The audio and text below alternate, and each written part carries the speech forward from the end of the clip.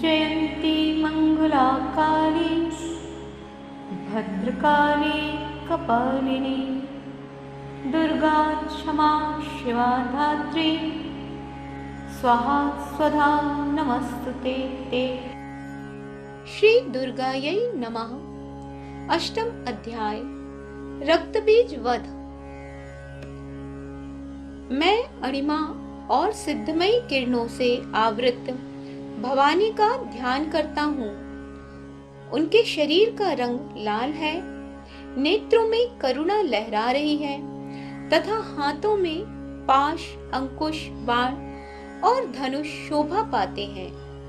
ऋषि कहते हैं, चंड और मुंड नामक दैत्यों के मारे जाने तथा बहुत सी सेना का संहार हो जाने पर दैत्यों के राजा प्रतापी शुंभ के मन में बड़ा क्रोध हुआ। उसने दैत्यों की संपूर्ण सेना को युद्ध के लिए कूच करने की आज्ञा दी। वह बोला, आज उदायुध नाम के 86 दैत्य सेनापति अपनी सेनाओं के साथ युद्ध के लिए प्रस्थान करें। कंबू नाम वाले दैत्यों के 84 सेना नायक अपनी वाहिनी से घिरे हुए यात्रा करें।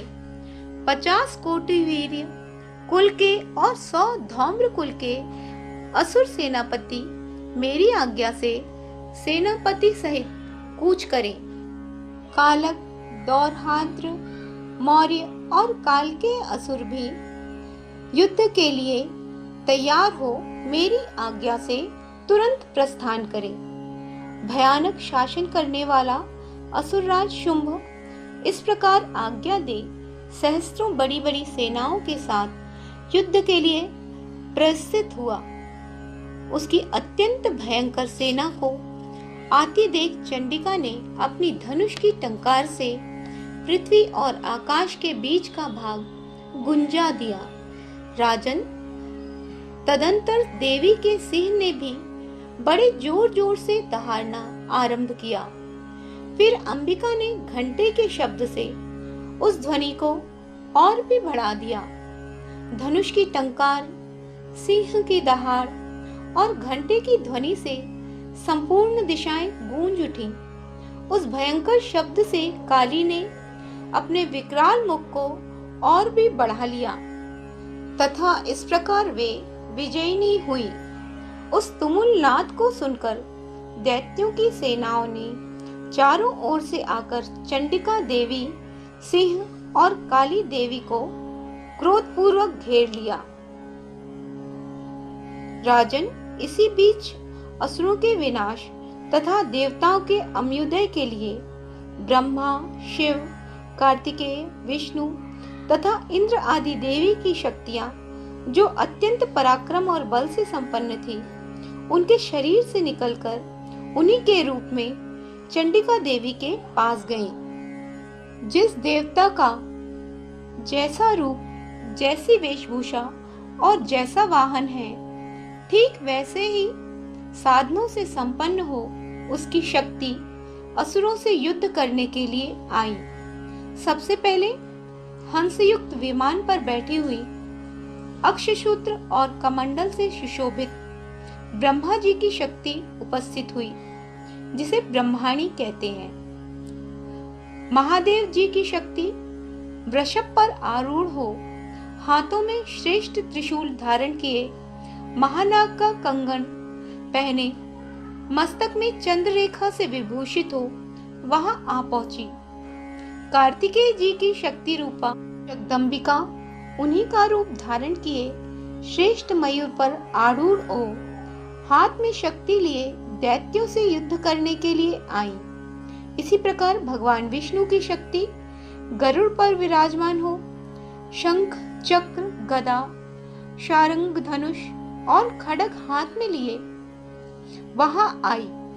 अनुपम यज्ञ वराह का रूप धारण करने वाले श्री हरि की जो शक्ति है, वह भी वराह शरीर धारण करके वहां उपस्थित हुई। नारसी शक्ति भी नरसी के समान शरीर धारण करके वहां आई। उसकी गर्दन के बालों के झटके से आकाश के तारे बिखरे पड़ते थे। इसी प्रकार इंद्र की शक्ति वज्र हाथ में लिए गजराज ऐरावत पर बैठकर आई। उनके भी सहस्त्र नेत्र थे। इंद्र का जैसा रूप है वैसा ही उसका भी था। तदंतर उन देवी शक्तियों से घिरे हुए महादेव जी ने चंडिका से कहा, मेरी प्रसन्नता के लिए तुम शीघ्र ही इन असुरों का संहार करो। तब देवी के शरीर से अत्यंत भयानक और परम उग्र चंडिका शक्ति प्रकट हुई, जो सैकड़ों गीदड़ियों की भांति आवाज करने वाली थी। उस अपराजिता देवी ने धूमिल जटा वाले महादेव जी से कहा, भगवान, आप शुंभ निशुंभ के पास दूत बनकर जाइए और अत्यंत गर्वीले दानव शुंभ एवं निशुंभ दोनों से कहिए, साथ ही उनके अतिरिक्त भी जो दानव युद्ध के लिए वहां उपस्थित हों, उनको भी यह संदेश दीजिए, दैत्यों, यदि तुम जीवित रहना चाहते हो तो पाताल को लौट जाओ। इंद्र को त्रिलोकी का राज्य मिल जाए और देवता यज्ञ भाग का उपभोग करें। यदि बल के घमंड में आकर तुम युद्ध की अभिलाषा रखते हो तो आओ, मेरी शिवाएं तुम्हारे कच्चे मांस से तृप्त हो, क्योंकि उस देवी ने भगवान शिव को दूत के कार्य में नियुक्त किया था, इसलिए वह शिवदूती के नाम से संसार में विख्यात हुई। वे महादैत्य भी भगवान शिव के मुंह से देवी के वचन सुनकर क्रोध में भर गए और जहां कात्यायनी विराजमान थी उस ओर बढ़े। तदंतर वे दैत्य अमर्ष में भरकर पहले ही देवी के ऊपर बाण, शक्ति और रिष्टि आदि अस्त्रों की वृष्टि करने लगे।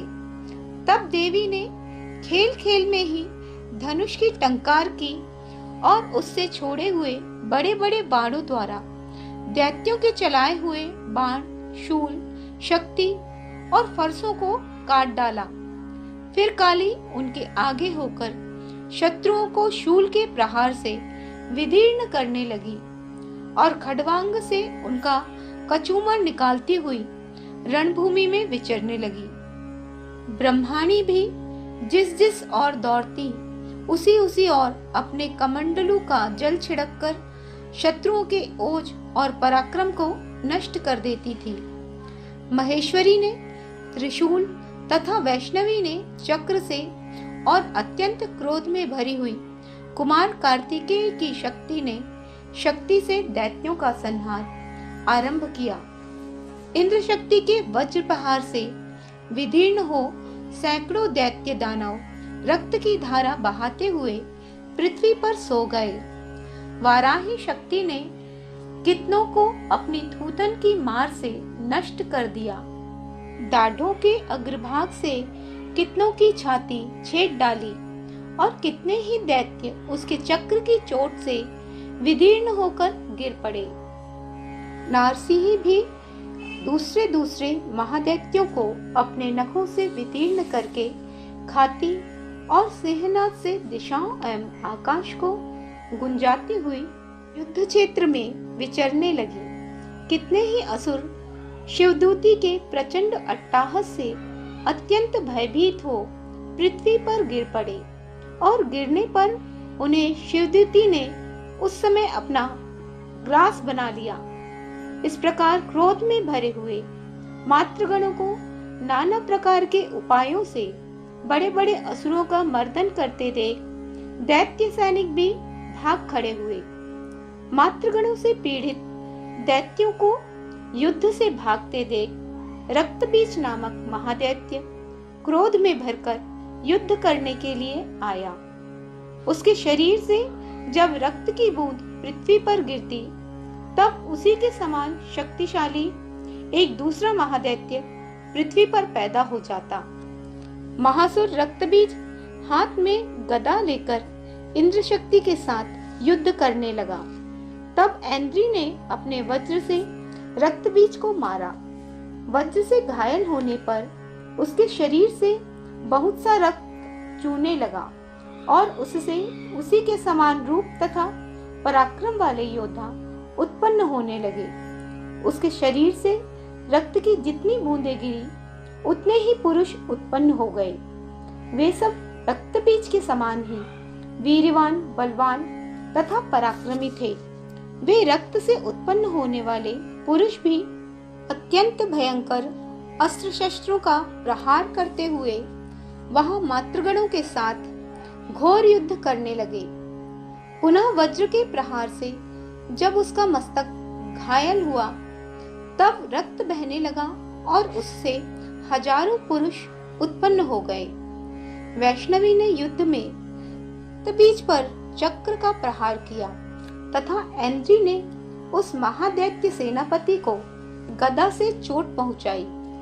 वैष्णवी के चक्र से घायल होने पर उसके शरीर से जो रक्त बहा और उससे जो उसी के बराबर आकार वाले सहस्त्रों महादैत्य प्रकट हुए, उनके द्वारा संपूर्ण जगत व्याप्त हो गया। कौमारी ने शक्ति से, वराही ने खड्ग से, माहेश्वरी ने त्रिशूल से महादैत्य रक्तबीज को घायल किया। क्रोध में भरे हुए उस महादैत्य रक्तबीज ने भी गदा से सभी मात्र शक्तियों पर पृथक पृथक प्रहार किया। शक्ति और शूल आदि से अनेक बार घायल होने पर जो उसके शरीर से रक्त की धारा पृथ्वी पर गिरी, उससे भी निश्चय ही सैकड़ों असुर उत्पन्न हुए। इस प्रकार उस महादैत्य के रक्त से प्रकट हुए असुरों द्वारा संपूर्ण जगत व्याप्त हो गया। इससे उन देवताओं को बड़ा भय हुआ। देवताओं को उदास देख चंडिका ने काली से शीघ्रता पूर्वक कहा, चामुंडे, तुम अपना मुख और भी फैलाओ तथा मेरे शस्त्रपात से गिरने वाले रक्त बिंदुओं और उनसे उत्पन्न होने वाले महादैत्यों को तुम अपने इस उतावले मुख में खा जाओ। इस प्रकार रक्त से उत्पन्न होने वाले महादैत्यों का भक्षण करती हुई तुम रण में विचरती रहो। ऐसा करने से उस दैत्य का सारा रक्त क्षीण हो जाने पर वह स्वयं भी नष्ट हो जाएगा। उन भयंकर दैत्यों को जब तुम खा जाओगी तब दूसरे नए दैत्य उत्पन्न नहीं हो सकेंगे। काली से यूं कहकर चंडिका देवी ने शूल से रक्तबीज को मारा और काली ने अपने मुख में उसका रक्त ले लिया। तब उसने वहां चंडिका पर गदा से प्रहार किया, किंतु उस गदा ने देवी को तनिक भी वेदना नहीं पहुंचाई। रक्तबीज के घायल शरीर से बहुत सा रक्त गिरा, किंतु ज्यों ही वह गिरा त्यों ही चामुंडा ने उसे अपने मुख में ले लिया। रक्त गिरने से काली के मुख से जो महादैत्य उत्पन्न हुए, उन्हें भी वह चट कर गई और उसने रक्तबीज का रक्त भी पी लिया। तदंतर देवी ने रक्तबीज को, जिसका रक्त चामुंडे ने पी लिया था, वज्र, बाण, खड्ग तथा रिष्टि आदि से मार डाला। हे राजन, इस प्रकार शास्त्रों के समुदाय से आहत एवं रक्तहीन हुआ महादैत्य रक्तबीज पृथ्वी पर गिर पड़ा। नरेश्वर, इससे देवताओं को अनुपम हर्ष की प्राप्ति हुई और मातृगण उन असुरों के रक्तपान के मद से उद्धत सा होकर नृत्य करने लगे। इस प्रकार श्री मार्कंडेय पुराण में सार्वणिक मनवंतर कथा के अंतर्गत देवी महात्म्य में रक्तबीज वध नामक 8वां अध्याय पूर्ण हुआ।